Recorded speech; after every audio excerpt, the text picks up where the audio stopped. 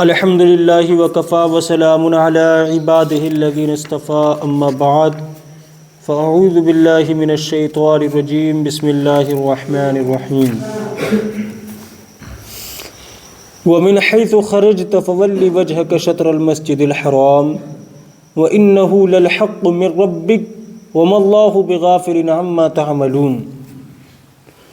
ترجمہ کنز الایمان۔ اور جہاں سے آؤ اپنا منہ مسجد حرام کی طرف کرو،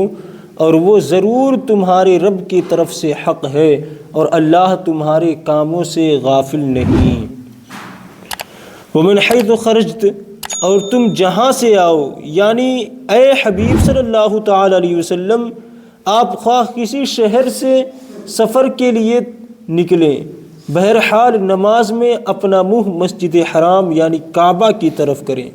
کیونکہ جس طرح حالت اقامت میں کعبہ کی طرف منہ کرنے کا حکم ہے، اسی طرح سفر میں بھی یہی حکم ہے، اور بے شک کعبہ کو قبلہ بنایا جانا ضرور آپ کے رب عز و جل کی طرف سے حق اور حکمت کے عین موافق ہے۔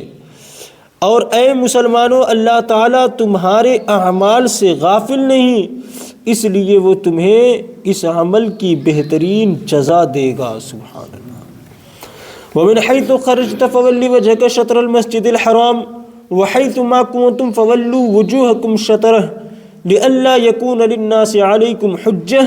الا الذین ظلموا منہم فلا تخشوہم وخشونی ولأتم نعمتی علیکم ولعلکم تہتدون۔ ترجمہ کنز الایمان۔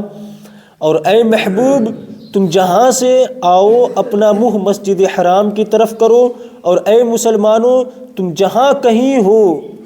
اپنا منہ اسی کی طرف کرو کہ لوگوں کو تم پر کوئی حجت نہ رہے، مگر جو ان میں نا انصافی کریں تو ان سے نہ ڈرو اور مجھ سے ڈرو، اور یہ اس لیے ہے کہ میں اپنی نعمت تم پر پوری کروں اور اسی طرح تم ہدایت پاؤ۔ ومن حیث خرجت، اور تم جہاں سے آؤ، اس رکوع میں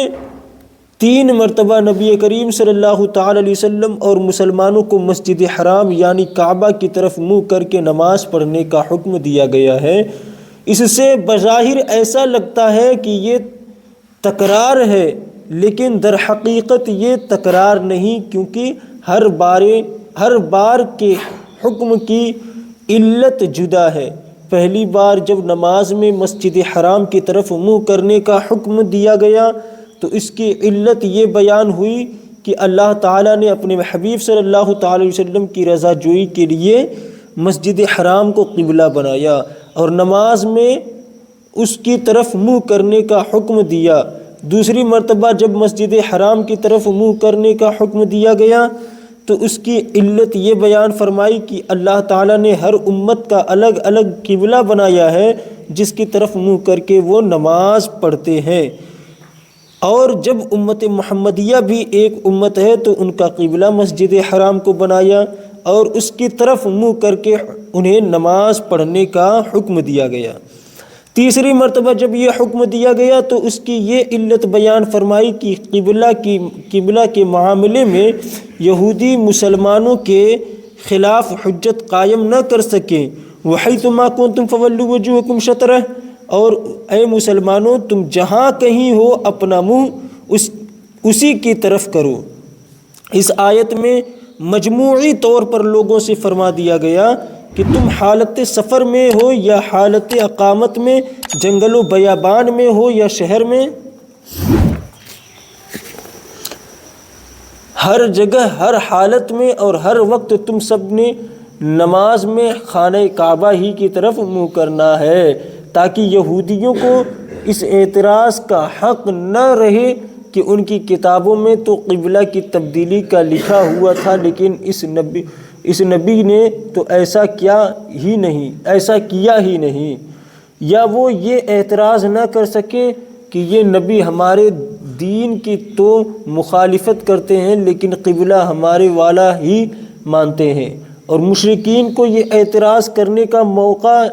نہ ملے کہ نبی کریم صلی اللہ تعالی وسلم نے قریش کی مخالفت میں حضرت ابراہیم اور حضرت اسماعیل علیہ السلام کا قبلہ بھی چھوڑ دیا۔ حالانکہ نبی کریم صلی اللہ تعالی علیہ وسلم ان کی اولاد میں سے ہیں اور ان کی عظمت و بزرگی مانتے بھی ہیں۔